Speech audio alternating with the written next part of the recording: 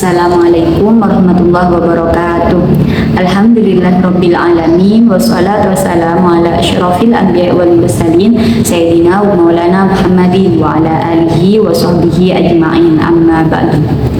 Yang saya takdimi pengasuh Pondok Pesantren Zainul Hasan Genggong, Kiai Haji Muhammad Hasan Mutawakil Allah SHMM. Yang saya hormati Bapak Rektor Universitas Islam Zainul Hasan Genggong, Dr. Abdul Aziz Wahab BAMAG. Yang saya hormati dosen pembimbing 1 Ustadz Ahmad Muzaki MH dan dosen pembimbing 2 Ustadzah Vita Firdausiah MPD. Dan tak lupa pula yang saya cinta dan sayangi kedua orang tua saya yang selalu mendukung saya. Perkenalkan, nama saya Ainun Maufiroh dari Prodi Perbandingan Madhab Fakultas Syariah. Izinkan saya untuk mempresentasikan proposal saya.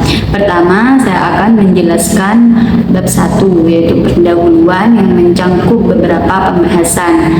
Begitupun dengan bab 2 dan bab 3. Baiklah, di sini saya akan mempresentasikan proposal saya yang berjudul Fenomena Isbat Nikah di Pengadilan Agama Akraksan dari tahun 2021 sampai 2024, perspektif kompilasi hukum Islam.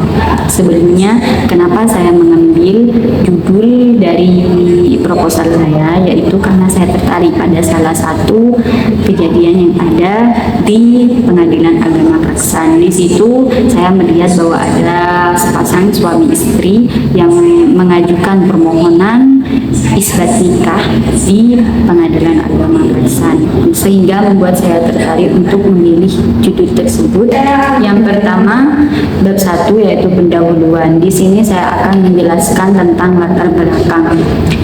Perkawinan adalah sebuah ikatan yang sah dan suci antara dua individu dari jenis yang berbeda yang dapat membentuk keluarga yang didasarkan pada kasih sayang.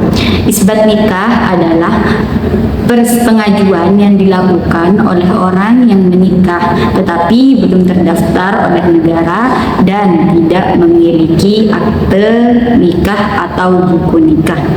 Namun, pernikahan harus sesuai dengan syariat Islam dengan wali dari kedua belah pihak dan saksi. Dengan syarat ini, pengajuan isbat nikah dapat dilakukan di pengadilan agama dan disetujui oleh hakim ketua pengadilan agama yang akan dilakukan di kantor urusan agama setempat.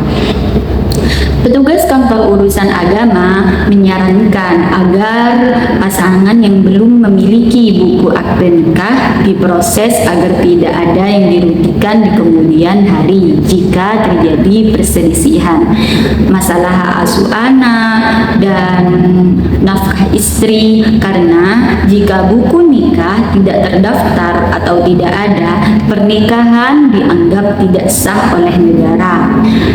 Ketika sudah tercatat, maka kedua mempelai pelaku isbat nikah berhak mendapatkan buku nikah sebagai bukti yang asli bahwa sudah menjadi suami istri yang sah menurut agama maupun negara.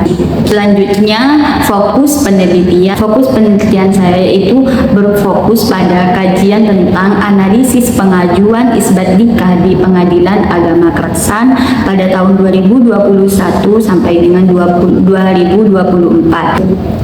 Selanjutnya, rumusan masalah. Di sini saya memiliki 2 rumusan masalah. Yang pertama, apa yang menjadi alasan permohonan isbat nikah di Pengadilan Agama Akraksan pada tahun 2021 sampai dengan 2024. Selanjutnya, apa yang menjadi dasar hukum dan pertimbangan hakim dalam penyelesaian perkara isbat nikah di Pengadilan Agama Akraksan pada tahun 2021 sampai dengan 2024. Selanjutnya, tujuan penelitian.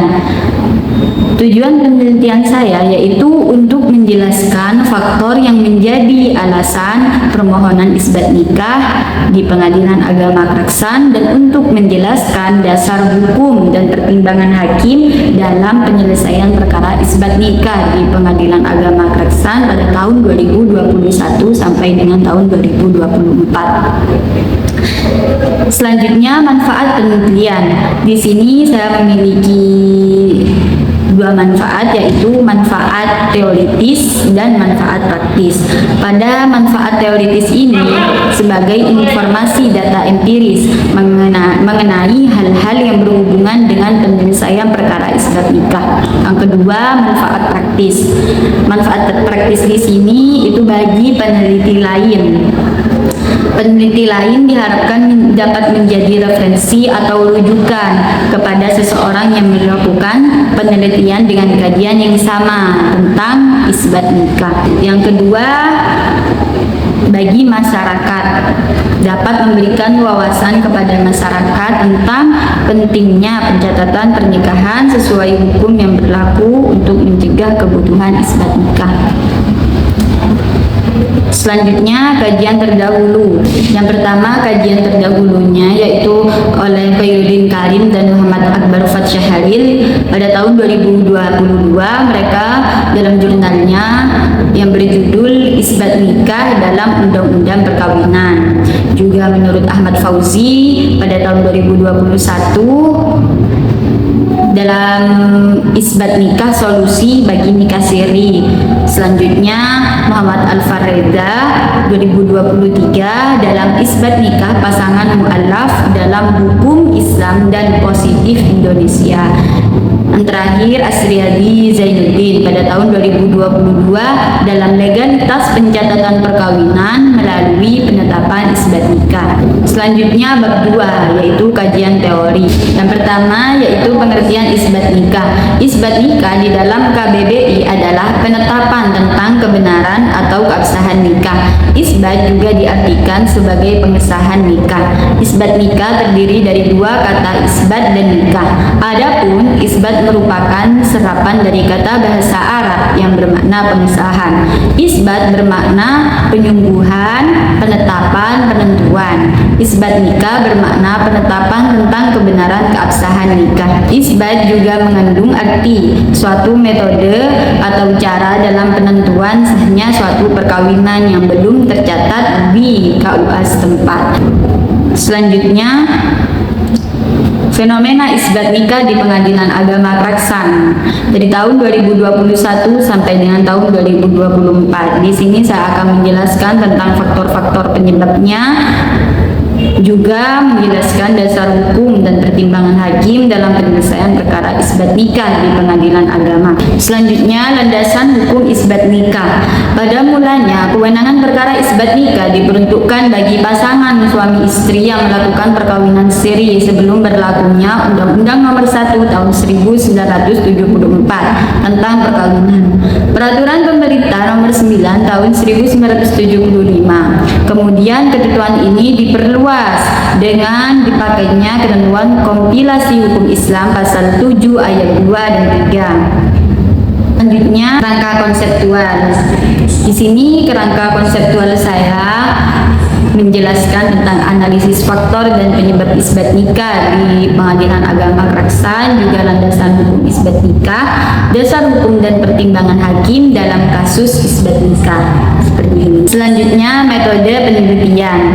Metode penelitian saya yang pertama pendekatan dan jenis pendekatan. Penelitian ini menggunakan metode kualitatif dengan pendekatan deskriptif. Yang kedua, sumber data, yaitu pengumpulan data yang dilaksanakan pada penelitian ini yaitu menggunakan data primer dan sekunder. Selanjutnya, teknik pengumpulan data. Teknik pengumpulan data di sini saya menggunakan metode penelitian kepustakaan atau library research. Yang kedua, metode penelitian lapangan. Metode kualitatif berupa observasi, wawancara, dan dokumentasi. Selanjutnya, teknik analisis data. Teknik analisis data yaitu merupakan sebuah proses untuk mencari serta menyusun data-data yang diperoleh secara sistematis. Sini analisis data dalam penelitian saya yaitu dilakukan dengan langkah-langkah sebagai berikut, yaitu menganalisis dengan cara mencari dan menyusun secara sistematis data yang diperoleh dari hasil wawancara, data lapangan dan bahan-bahan lain sehingga dapat mudah dipahami dan temuannya dapat diinformasikan kepada orang lain. Selanjutnya, pengecekan keabsahan data. Di sini saya menggunakan uji kreativitas. Uji kreativitas terhadap data hasil penelitian dilakukan dengan cara triangulasi.